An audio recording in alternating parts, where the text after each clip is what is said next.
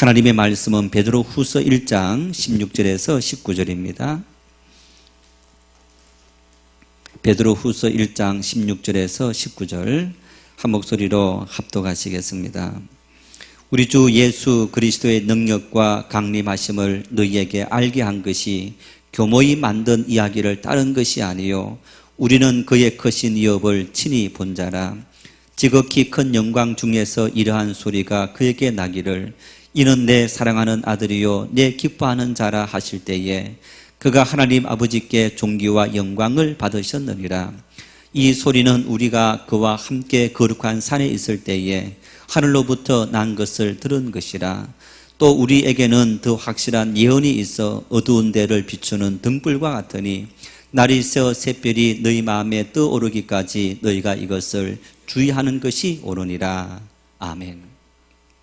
1963년 5월 셋째 주일 우리 원로 목사님께서 우리 교회를 개척했습니다.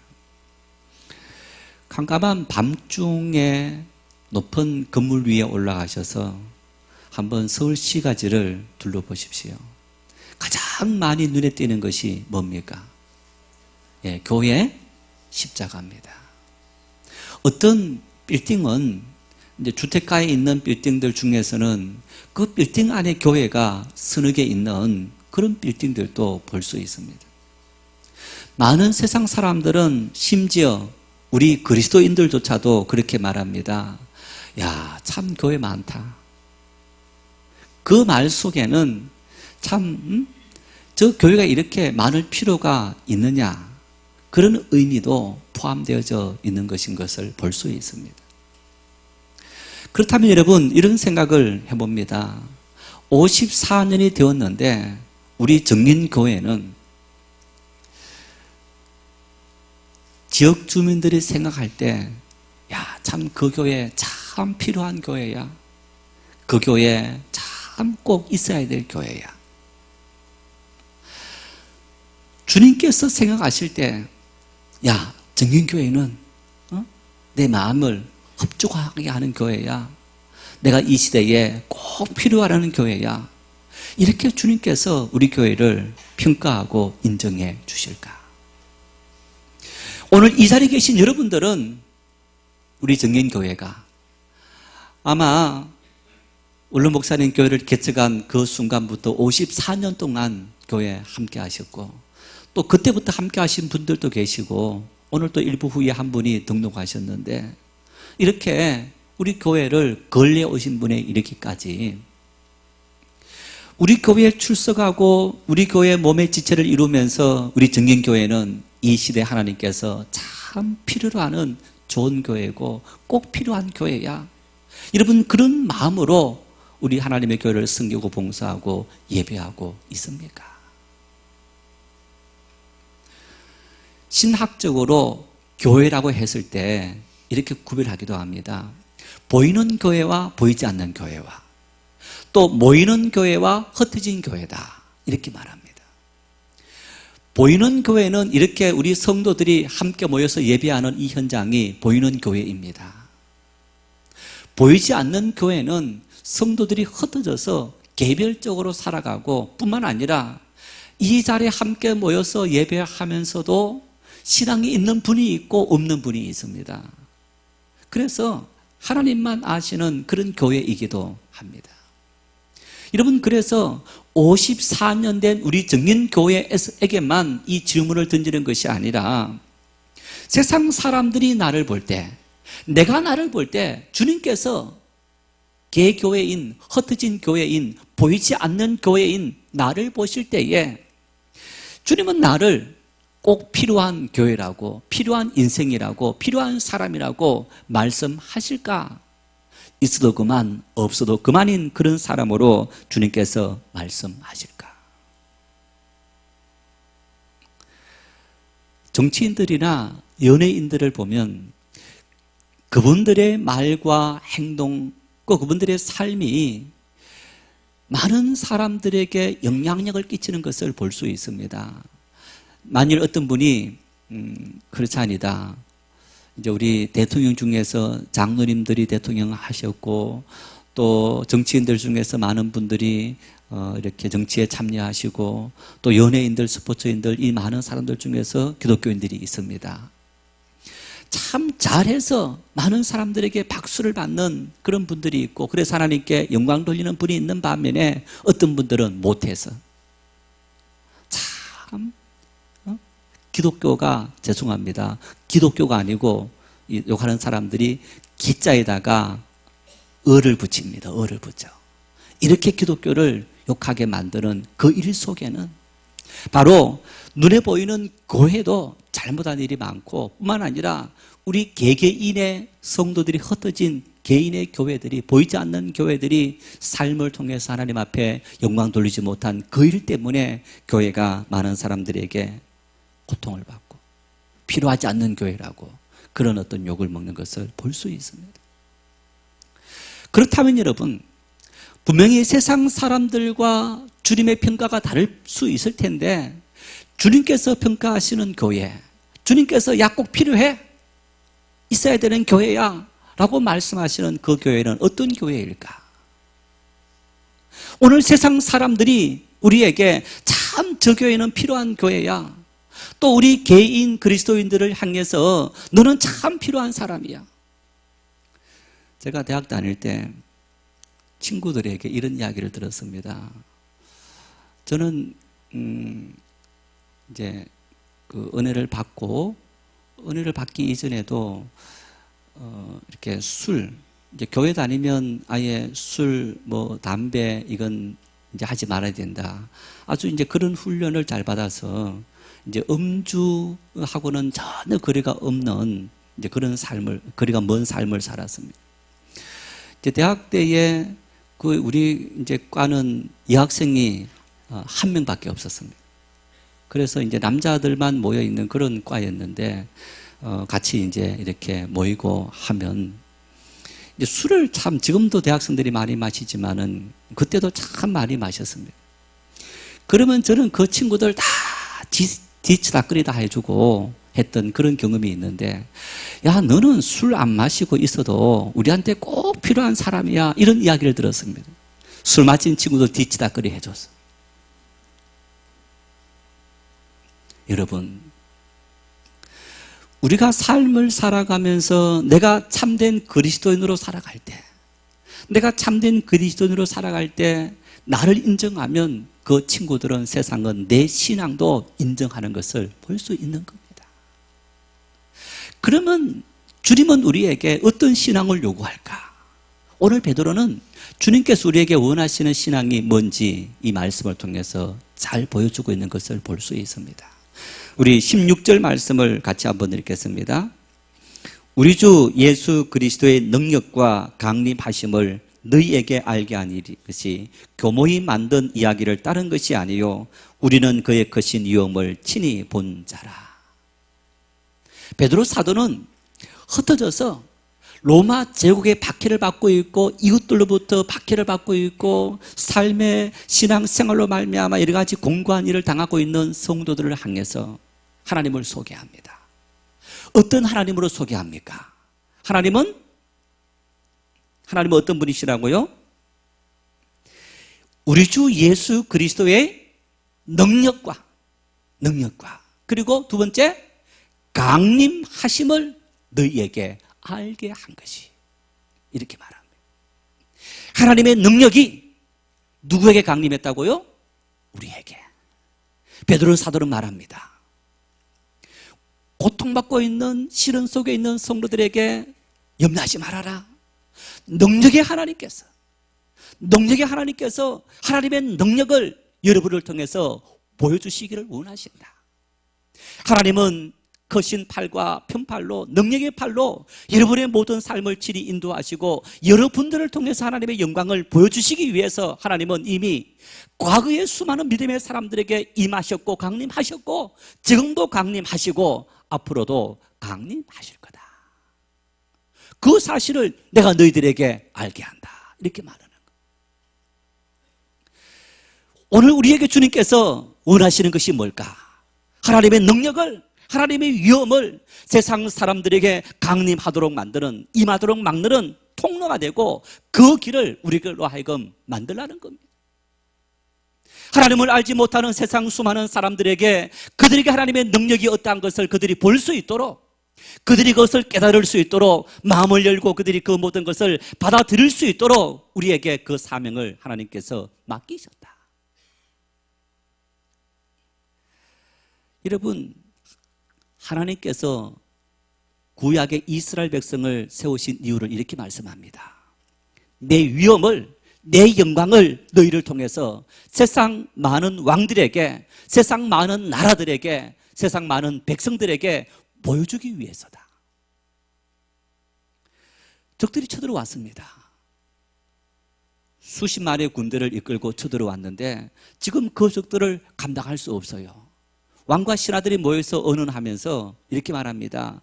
저 다시서에 다메섹에 왕들이 있으니까 아람 왕을 의지해서 우리가 도움을 받아서 적들을 물리칩시다. 그래서 사신을 보내고 도움을 받았어요. 하나님이 이렇게 말합니다. 너희가 내 영광을 드러내지 않았기 때문에 내가 너희를 버린다. 무슨 얘기입니까? 사방으로 애호쌈을 당한다 할지라도 염려하지 말고 누굴 의지하라고요?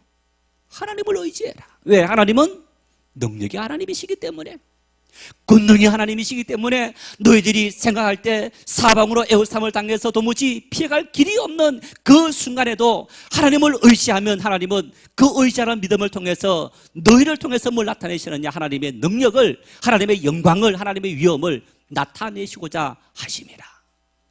그런데 너희들이 나를 의지하지 않고 세상을 의지하고 너희들의 방법대로 살아갔다는 겁니다. 내가 너희를 버린다. 여러분, 구약 성경은 끊임없이 계속적으로 그 사실을 우리에게 보여주고 있는 겁니다. 다른 세상 사람을 의지하지 말고 너 자신도 의지하지 말고 나를 의지해라.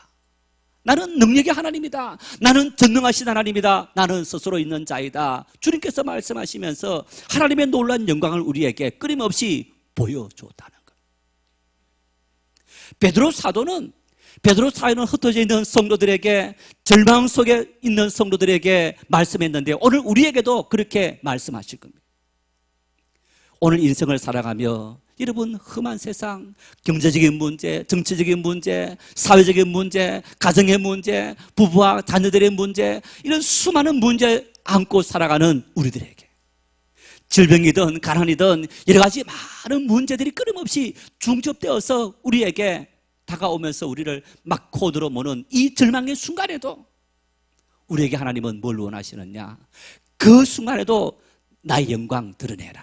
다시 말하면 나 의지해라. 나 의지하면 내가 너희를 지켜주고 내가 너희의 모든 삶을 친히 인도해 주리라. 베드로 사도는 말합니다. 나는 이 모든 것을 친히 보았다. 목격했다는 겁니다. 나는 목격했다. 나는 목격자다. 17절 말씀과 18절 말씀은 이 베드로 사도가 마태복음 17장에 나타난 변화산, 예수님께서 세 제자를 데리고 기도하러 올라가신 사건이 두 번이 있는데 한 번은 마지막 겟세마네 동산이고 또 한 번은 변화산입니다. 이 변화산에 올라갔는데 한참을 기도하다 봤더니 음성이 들립니다. 보았더니 예수님께서 모세와 엘리야와 함께 서 있는 것을 보게 된 겁니다. 그러자 베드로가 여기가 좁사오니 초막셋을 짓되 하나는 주님을 위해서, 모세를 위해서, 엘리야를 위해서 짓겠습니다. 하나님의 음성이 들립니다. 이런 내 사랑하는 자요, 내 기뻐하는 자니라. 여러분, 베드로는 말합니다. 나는 그때 거기에서 주님을 만났다.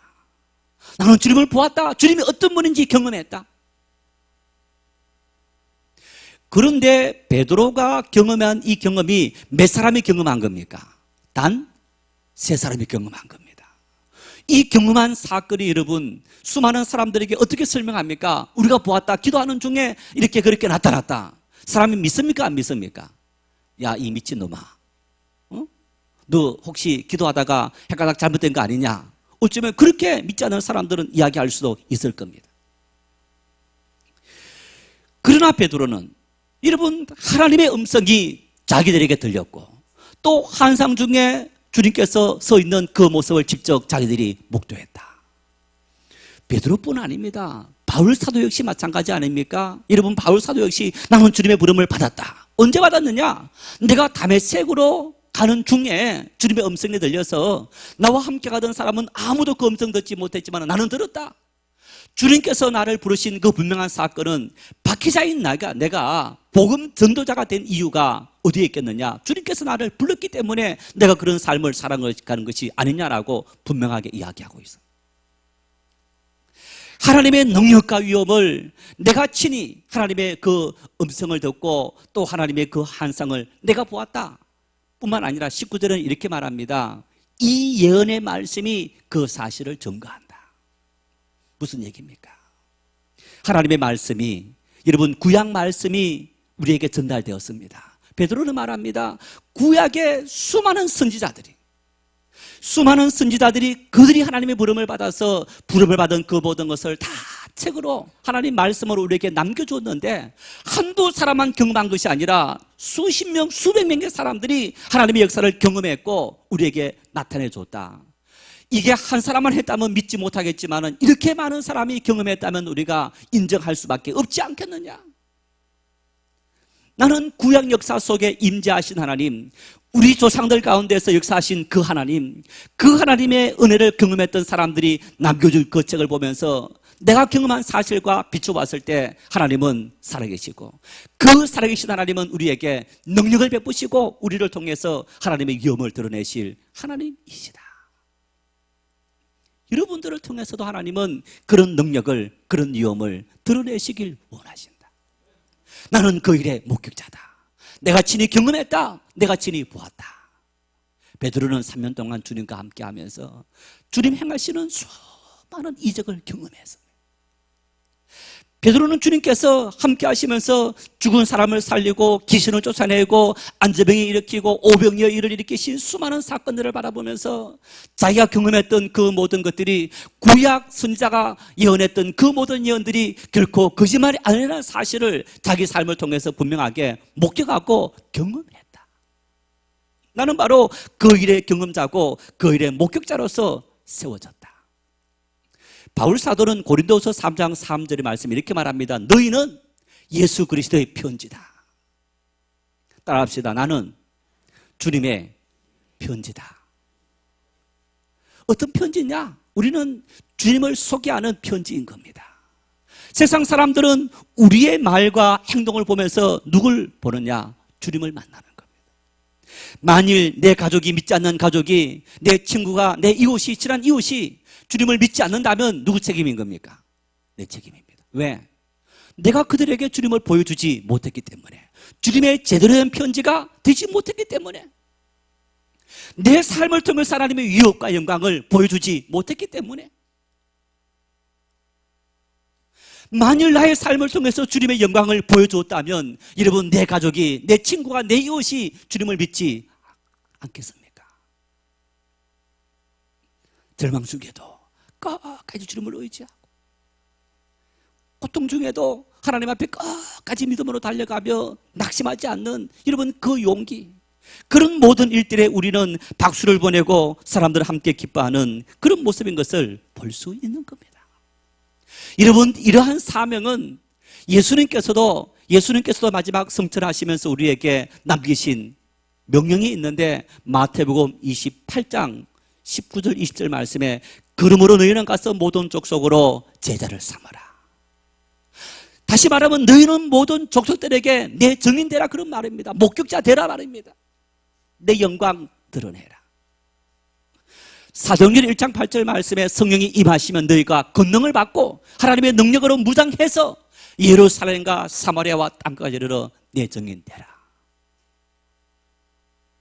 그냥 가라는 것이 아닙니다. 내가 먼저 목격하라는 얘기입니다. 내가 살아계신 주님을 만나라. 주님 만날 수 있기를 바랍니다. 주님 만날 수 있기를 바랍니다. 하나님이여 나에게도 나타나시고 나에게도 응답해 주십시오. 여러분, 가만히 있는데 만나는 것이 아니고 베드로는 변화산에서 기도하는 중에, 하나님 말씀을 읽고 묵상하고 하나님 말씀 앞에 순종하던 중에 하나님을 만났고 목격했고, 그리고 그 증인된 삶을 담대하게 살아갈 수 있었고, 세상 사람들에게 주님의 이름을 높이는 그런 하나님의 은혜를 경험했던 베드로의 사도의 모습을 볼 수 있는데 오늘 우리에게도 주님은 또 베드로는 그렇게 말씀하고 있는 것을 볼 수 있습니다. 목격자로서 평생을 산다는 것은 쉬운 일이 아닙니다. 인생의 수많은 풍파들이 우리를 흔들고 있기 때문입니다. 여러분, 지난 2016년도 대통령 탄핵 전국 때 우리 국회에서 하는 청문회들을 생방송되는 것을 아마 많이 보셨을 겁니다. 이제 거기에 나오신 분들, 정치인들, 또 학계에 있는 분들, 또 이제 재계에 있는 분들, 뭐 하여간 수많은 사람들이 거기 불려 나와서 참 우리가 봤을 때 저분이 분명히 거짓말 한다라는 것을 아는 거짓말을 하는 거예요. 참 모른다. 기억이 안 납니다. 그런 적 없습니다. 그리고 검찰에 가서는 그 사실을 다 실토하는 이제 그런 경우들을 우리가 왕왕 많이 볼 수 있는데 참 이제 어쩌면 여러분 그분들이 권력 앞에 또 그리고 관계성 앞에 이런저런 그거 앞에 굴복했던 그런 삶이 아닙니까? 자기 어떤 정말 젊었을 때의 그 초심을 끝까지 유지하지 못하고 이런저런 세파 속에서 타협했던 그런 산물로 말미암아 참 그렇게 청문회 앞에 불려가기도 하고 그런 모습으로 서 있는 이런 모습을 우리가 볼 수 있습니다. 끝까지 믿음을 지키고 하나님 앞에 믿음으로 산다는 것은 정말 쉬운 일이 아닙니다. 평생을 한결같은 모습으로 살아간다는 것이 쉬운 일이 아니라는 얘기입니다. 지난 월요일 이제 보통 KBS에서 뉴스가 9시, 11시 이렇게 뉴스가 있습니다. 이제 9시를 잘 못 보면 11시 뉴스를 조금 이렇게 보는데 한 11시 10분 좀 넘어서 이렇게 뉴스를 틀었더니 이미자 빅쇼 하면서 이제 빅쇼가 계속되고 있었습니다. 보통 월요일 날 가요 무대가 하지 않습니까? 1시간 정도 하는데 11시 넘어가면서도 계속 이제 빅쇼인데 여러분 이미자 씨가 몇 살인지 아세요? 1941년생입니다. 77세입니다. 만 76세. 그런데요. 이제 제가 틀어서 이렇게 봤는데 물론 그 사이에 많은 스테이지가 있었지만은 그 마지막에 노래를 쭉 부르는데 아니 저 할머니가 할머니 아닙니까 그죠? 저 할머니가 무슨 기력이 있어서 77세 저 나이에 저렇게 1시간 반 동안에 저 무대에서 계속 노래할 수 있는 조명이 비치고 그리고 수많은 사람들이 지켜보는 그 앞에서 여러분 서서 노래한다는 것이 쉬운 일이 아닐 텐데 1시간 반, 100분 가까이를 그렇게 노래를 하는 거예요. 마지막으로 이런 노래를 불렀어요. 노래는 나의 인생이다. 그 노래를 딱 듣는데 복음성가를 듣는 것 같았어요. 한번 들어보시겠습니까? 영상 주세요.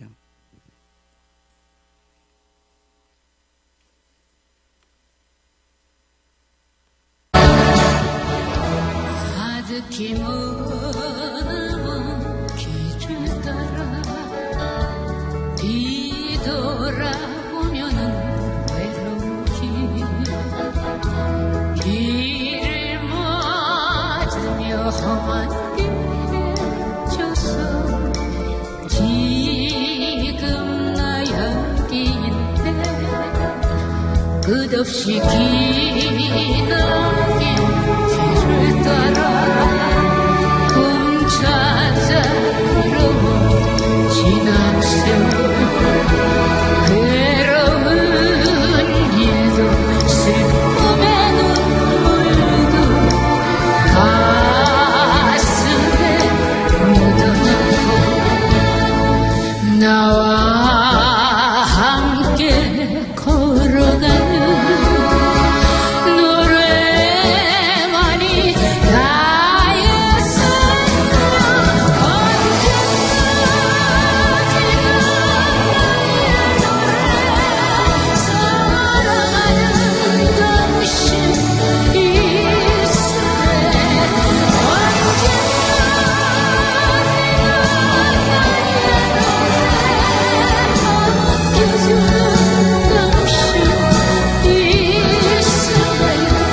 가득히 묻는 길을 따라 뒤돌아보면 외로운 길을 맞으며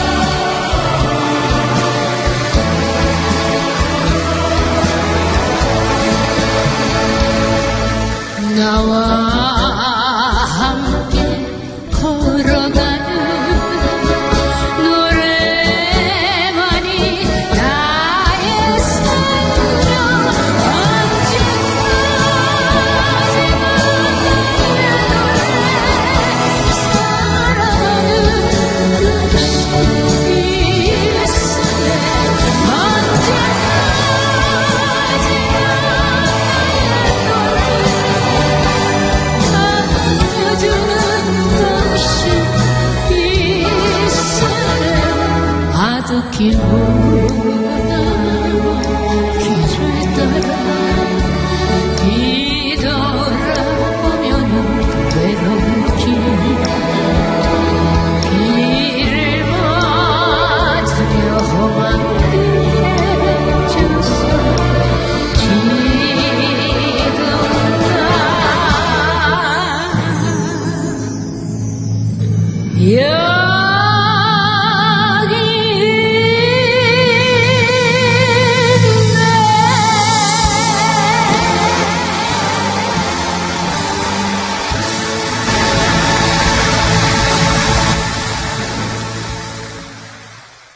저분은 목소리를 타고 태어났습니다. 타고 태어났지만은 만일 저분이 삶을 함부로 살고 대충 살고 관리하지 않았다면 저 77세 되기까지 여러분 KBS 방송국 우리 한국에서 메인 방송국에서 저 빅쇼를 했겠습니까? 끝까지 나에게 주어진 그 목소리, 그 어떤 달란트, 그것이 내 평생의 사명이다. 노래는 나의 생명이다. 자기 생명을 걸었다는 겁니다. 저 노래를 듣고 있으니까 당연히 이렇게 떠는 주님은 나의 생명이시다. 주님은 나의 생명이시기 때문에 저분은 노래를 위해서 평생을 살았는데 우리는 누굴 위해서요? 주님을 위해서. 주님을 위해서 나 여기 있고 주님을 위해서 우리의 삶에 험한 길이 있고 또 비를 흘리는 많은 길이 있고 그 수많은 길이 있지만은 우리는 주님이 내 인생의 생명이기 때문에 끝까지 내 모든 삶을 달려가겠다. 19살 나이에 데뷔해서 59년 동안 1991년까지 2064곡을 발표했다는 겁니다.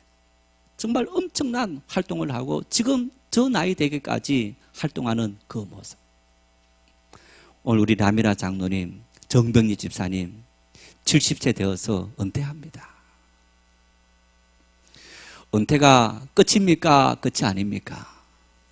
예, 우리는 70이라는 나이를 정해놓고 시문은 끝이 나지만은 우리가 헌신하고 봉사하고 충성하는 우리의 사명은 끝이 아닙니다. 언제까지입니까? 하나님께 가는 그 순간까지. 목회하면서 많은 주님의 일꾼들을 만납니다.